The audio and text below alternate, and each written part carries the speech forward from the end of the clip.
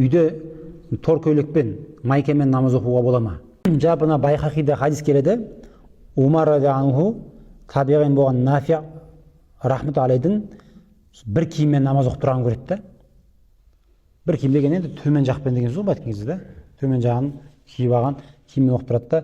Соны сұрайды, сенің екі киімің жоқ па дейді. Енді үстінде астында жабатын, толық денең жабатын киім жоқ па дейді.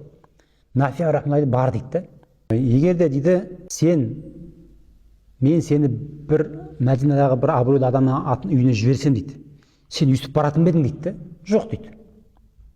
Онда сен дейді сәнденуге лайырақ болған Алла ма абзал дейді, әлде мен жіберетін адам ма абзал ма дейді да. Мысалы енді біз қазір мысал аламыз ғой, енді акиматқа баратын болсаң майкамен бармайсың ғой.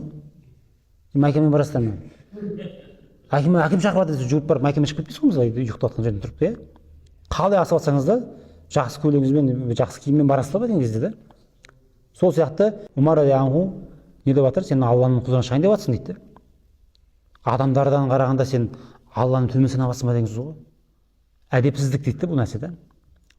Сол себептен әлбетте адам намаз оқыр кезде ғалымдарымыз айтады, адамдардың көзіне шыққанға ұялатын киімдермен оқуды мәкрух дейді.